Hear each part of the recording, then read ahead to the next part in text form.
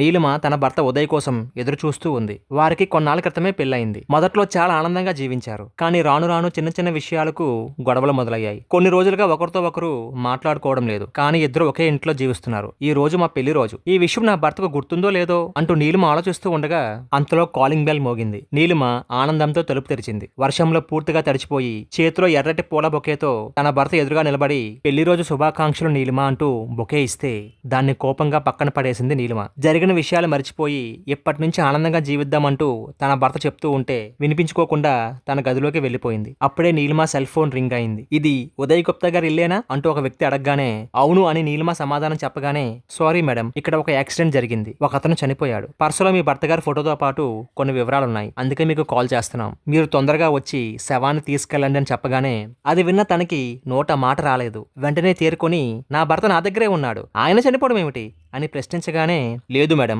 ఈ రోజు 4:30కి train accident జరిగింది. మీ భర్త చనిపోయాడు. ఆయన దగ్గర ఉన్న అడ్రస్ చూసి మీకు కాల్ చేస్తున్నాం అని చెప్పగానే అప్పుడు నీలిమ పరుగున గదిలోకి వెళ్లి చూస్తే అక్కడ ఉదయ్ లేడు. తను ఒక్కసారిగా కూలబడిపోయింది. అదేంటి, ఇప్పుడే కదా నా భర్త నేను చూశాను, అంతలోనే ఎలా చనిపోయాడు? ఇప్పుడు వచ్చింది నా భర్త ఆత్మ చివరిగా నన్ను సంతోషపెట్టడానికి ఆత్మరూపంలో వచ్చాడా?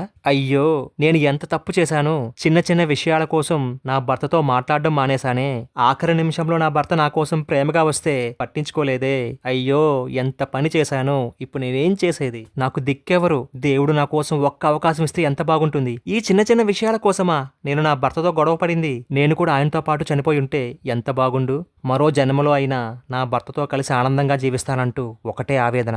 గుండెలు పగిలిపోయేంత బాధను భరించలేకపోతుంది. ఇంతలో బాత్రూమ్ తలుపు తెరుచుకుంటున్నట్లు సౌండ్ వినిపించింది. ఎదురుగా తన భర్త ఉదయ్ కనిపించాడు. సారీ నీలిమ, నీకు ఒక విషయం చెప్పడం మర్చిపోయాను. ఈ రోజు రైల్వే స్టేషన్ లో నా పర్స్ పోయింది అని ఇంకా ఏదో చెప్పబోతుంటే తన భర్త కోసం ఇప్పటి వరకు పడిన ఆవేదనలో తన భర్త బ్రతికే ఉన్నాడు అనే పట్టరాని ఆనందంతో ఒక్కసారిగా వెళ్లి మనసారా తన భర్తను హత్తుకొని ఆనందంతో ఏడ్చేసింది. బంధాలకు సంబంధించి జీవితంలో ఎప్పుడూ రెండో అవకాశం కోసం ఎదురు చూసే పరిస్థితి రాకూడదు. ఉన్న బంధాలను అవకాశాలను చేజార్చుకోకూడదు. అది అమ్మా నాన్నతో కావచ్చు, లేదా తోడబుట్టిన వాళ్ళతో కావచ్చు, కట్టుకున్న భార్యతో కావచ్చు, ఆఖరికి ప్రాణ స్నేహితుడితో కావచ్చు. మీరు మీ బంధాలకు ఎటువంటి విలువిస్తారో కామెంట్లో తెలియజేయండి.